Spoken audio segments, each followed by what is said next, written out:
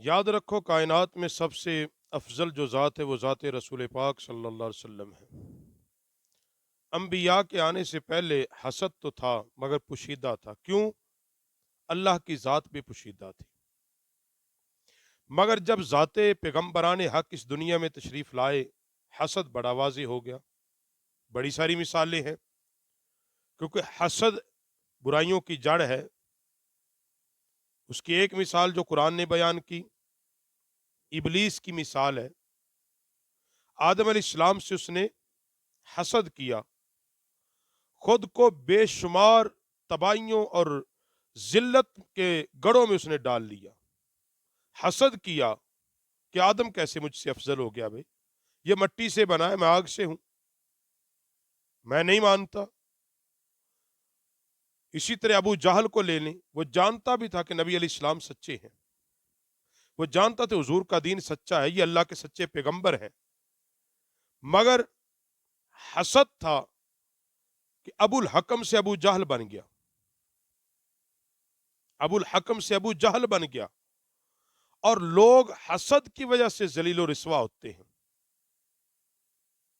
क्योंकि अल्लाह रब्बुल आलमीन ने अंबिया को जो दुनिया में भेजा, उनमें से एक वजह यह थी कि लोगों का हसद नुमाया हो जाए, वाजिया हो जाए। लोगों ने अंबिया इकराम अलैहिमुस्सलाम से हसद क्यों किया?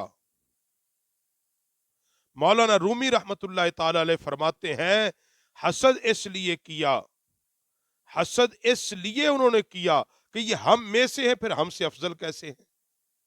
हमारे यहां भी यही होता है कि कहते जी फलां को कैसे इतनी इज्जत मिल गई, जबकि ये हम में से है, हमसे अफजल ये कैसे है। और ये हसद की बुनियाद बनी अंबिया इकराम अलैहिस्सलाम की आमद पर।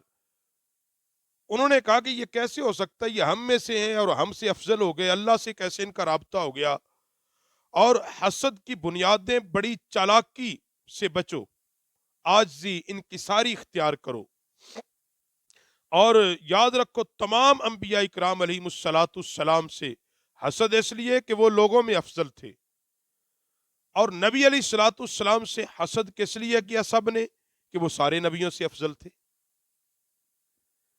सब नबियों से अफजल थे। और जब सब ने हुजूर सल्लल्लाहु अलैहि वसल्लम की अफजलियत को मान लिया, अंबिया ने भी तस्लीम किया, लोगों ने भी कबूल किया, अब कुछ लोग थे जिनके दिल में हसद आ गया। उसने कहा हमारी चुदराहट खत्म हो जाएगी, हमारी जागीर खत्म हो जाएगी, हमारी नवाबी खत्म हो जाएगी अगर हमने इस पैगंबर की बात मान ली, इसको नबी मान लिया, जो हमने इतने सालों से एक माहौल बनाया हुआ था। इतने सालों से लोगों के सामने हम बड़े मोतबर थे, बड़े इज्जत वाले थे। ये हसद उनके अंदर जब आया तो उन्होंने इनकार कर दिया। और याद रखो, जो हासिदीन होते हैं, हासिदीन, ये हर वक्त आजमाइश के अंदर रहते हैं, और ये कयामत के दिन, हशर के दिन भी आजमाइश में रहेंगे। हजरत मौलाना रूमी फरमाते हैं, यहां कैसी आजमाइश कि हसद की जंजीर ने उसको इस कदर जकड़ा हुआ है, वो अल्लाह तक ही नहीं पहुंच सकता, वो अल्लाह की मार्फत नहीं पा सकता, वो किसी को पहचान ही नहीं सकता कि इसको कैसे अल्लाह ने फजीलत और मर्तबा अता कर दिया, इसके कौन से अमल की वजह से इसको ये बरकत और फजीलत मिल गई। ये दुनिया में उसकी एक आजमाइश है। हसद उसके कुलूब अजहान को नहीं खुलने देता, और उसके दिल पर वो इस तरह का गिलाफ डाल देता है, पर्दा डाल देता है, उस दिल में हिदायत का नूर नहीं दाखिल होने देता, रोशनी नहीं दाखिल होने देता। क्योंकि अंबिया तो आए ही इसलिए थे कि लोगों को अंधेरों से निकालकर इस्लाम की रोशनी के रास्ते पर चलाते हुए अल्लाह तक पहुंचा दें। और कयामत के दिन तो हासिदीन फिर आजमाइश में, कि फिर वही होगा कि दुनिया में जिससे हसद करते रहे वो आखिरत में भी अफजल होगा, फिर वो कहेंगे ये कैसे हो गया। तो इसलिए हजरत मौलाना रूमी रहमतुल्लाह ताला अलैह फरमाते हैं कि हसद जैसे नासूर के मुतालिक फरमाया, ये इंसान को बारगाह इलाही में जलील रिस्वा कर देता है, इबलीस हजरत आदम अलैहिस्सलाम से अपने हसद की वजह से बारगाह इलाही में जलील और रिस्वा हुआ। अबू जहल को इसके हसद ने अबुल हकम से अबू जहल बना दिया। हुजूर इमामुल अंबिया अलैहिस्सलाम की फजीलत और बुजुर्गी सबसे बढ़कर है।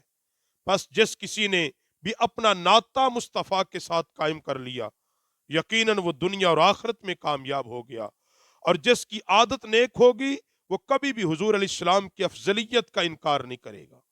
जिसके अंदर आजिज़ी होगी, इनकिसारी होगी, अच्छी आदतें होंगी, ईमान की रति होगी, वो नबी अलैहिस्सलाम की अफजलियत का इनकार नहीं कर सकता।